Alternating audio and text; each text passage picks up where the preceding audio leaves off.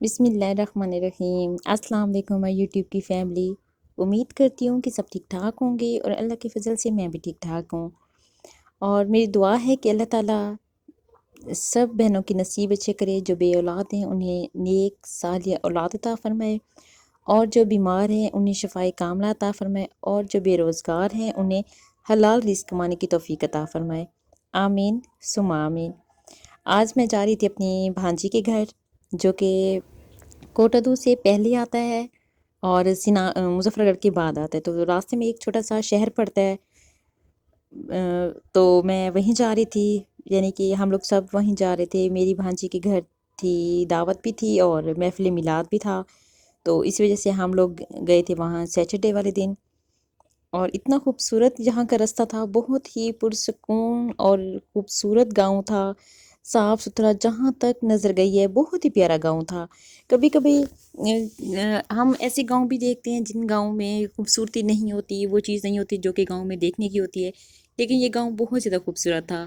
नहर के जितना भी रास्ता था इसका, नहर के किनारे का रास्ता था। और आजकल वैसे भी पानी की थोड़ी सी किल्लत की वजह से पानी नहीं चढ़ा हुआ था, तो लेकिन फिर भी गाँव बहुत ज़्यादा खूबसूरत था। और जहाँ मैं दे रही थी छोटा सा एक क्लिप्स आपको उसके रूम टूर दे रही थी आपको उसके, तो ये था सुबह के 7:30 बजे का टाइम। ज़ाहिर है घर पे होते तो हम लोग काम में बिज़ी रह जाते हैं, लेकिन यहाँ ज़ाहिर है काम कोई नहीं था। तो यहाँ मेरी भांजी कर रही थी रूम की चीज़ें समेट रही थी, क्योंकि मेहमान आना स्टार्ट हो जाने थे 11 बजे। तो हमने कहा चलो भाई पहले पहले रूम की वीडियो एक छोटी सी बना लें। अभी 1.5 साल हुए मेरी भांजी की शादी को। तो बस बेटियों के जहाँ नसीब लिखे हुए होते हैं उन्होंने वहीं भी आके जाना होता है। तो मेरी भांजी का नसीब भी बस एक गांव में लिखा हुआ था। तो अल्हम्दुलिल्लाह वो अपने घर में बहुत ज़्यादा खुश है। और ये उसके एक रूम के टूर मैं दे रही हूँ, सेकंड रूम का टूर भी मैं आपको इंशाल्लाह भी साथ में देती हूँ। वो भी बहुत ज़्यादा खूबसूरत है, बहुत ज़्यादा अच्छा डेकोरेट किया हुआ है। और जहाँ वो मेरी भांजी ने झाड़ू लगा रही थी, तो उसने फिर पहले रूम सेट करने लग गई है, क्योंकि मैं वीडियो बना रही थी। मैंने कहा चलो रूम साफ़ सुथरा नज़र आए और कोई मैसी मैसी फील ना हो। तो ये थी उसकी सीलिंग, बहुत ज़्यादा खूबसूरत बनी हुई थी। बहुत ही अच्छा कलर कम्बिनेशन सेट किया हुआ था।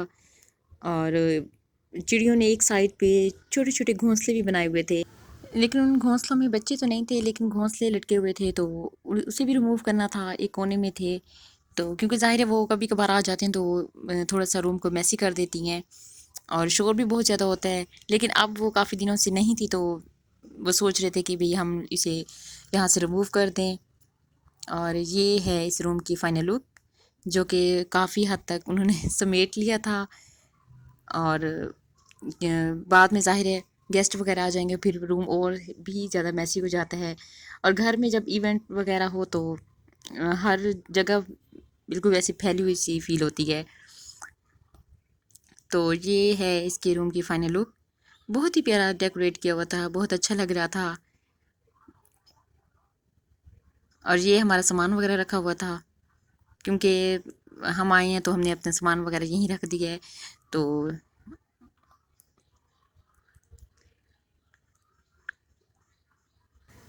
7:30 बजे का टाइम था, और यहाँ नाश्ता जल्दी बन जाता है।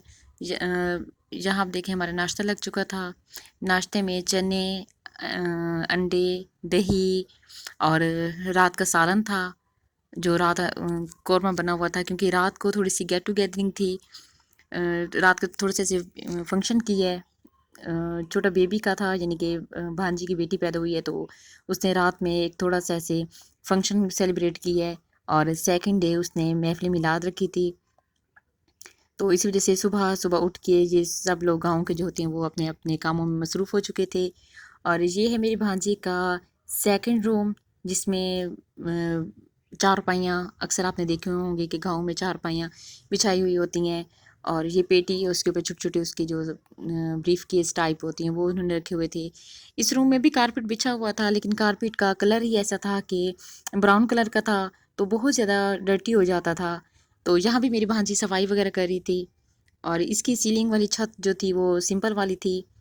और ये है उसकी शोकेस वगैरह, इसका भी मैं इंशाल्लाह आपको भी टूर देती हूँ। बहुत ही अच्छे उसकी क्रॉकरी थी। کچھ رات کے اس کے لیے نکالی ہوئی تھی سامان وغیرہ، جو رات فنکشن وغیرہ ہوئے اس کے لیے کچھ کافی سارے برتن باہر نکلے ہوئے تھے، اور کچھ جو اندر تھے تو وہ بھی میں آپ کے ساتھ ساتھ شیئر کر رہی ہوں۔ مجھے بتائیے گا کہ آپ کو یہ گاؤں کیسا لگا ہے۔ بہت ہی خوبصورت گاؤں تھا، بہت ہی مزہ آیا، بہت ہی انجوائے کیا اس گاؤں کو، اور ہر گاؤں کی اپنی اپنی بات ہوتی ہے۔ ایک اور میری سسٹر ہے، وہ بھی گاؤں میں رہتی ہیں، ان کا گاؤں بھی بہت زیادہ خوبصورت ہے۔ میں نے اپنے پچھلے ولاگس میں اس کا بھی گاؤں آپ کے ساتھ شیئر کیا ہوا ہے۔ پھر میں تھوڑی دیر کے لیے آ گئی تھی باہر، اور باہر کے یہ گندم وغیرہ تیار ہو چکی تھی، تقریباً اسے 1 مہینہ رہتا ہے یہ، پھر کٹائی کے لیے تیار ہو جائے گی۔ یہ ہے سامنے والا میری بھانجی کا گھر، تو میں اس کو دور سے ٹھہر کے اس کی بھی میں نے ویڈیو بنائی ہے۔ اور تقریباً فصل پک کے تیار ہو چکی تھی، بس جیسے ابھی گرمی زیادہ پڑے گی تو یہ فصل بالکل تیار ہو جائے گی۔ تو اب تھا محفل میلاد کے لیے سیٹنگ وغیرہ ہو رہی تھی، یہاں انہوں نے ڈیکوریٹ کیا ہوا تھا اس پورشن کو، کیونکہ یہیں ہی محفل میلاد کا وہ کرنا تھا۔ یہاں صحن چھوٹا ہے لیکن اس میں دھوپ کم آتی ہے، ٹینٹ وغیرہ بھی لگانے تھے، لیکن جو بڑے والے صحن ہے وہاں تپش زیادہ تھی تو اس وجہ سے وہاں نہیں لگایا۔ یہ میری بھانجی کے روم کے ساتھ پڑتا ہے تو یہ صحیح رہ گئی ہے چھاؤں وغیرہ کے حساب سے۔ تو یہاں ٹوٹلی ڈیکوریشن ہو چکی تھی، بس سٹیج بنانا تھا اور کارپٹ وغیرہ بچھانے تھے اور ٹینٹ وغیرہ لگانے تھے، اور یہ ہے محفل میلاد ختم ہو چکا تھا۔ تو یہاں بس جو جہاں جیسے بیٹھا تھا وہ وہیں بیٹھ گئی ہیں، کیونکہ اب ہو رہا تھا کھانا تقسیم، تو اسی وجہ سے میں نے چھوٹا سے ایسے کلپس وغیرہ لیے ہے۔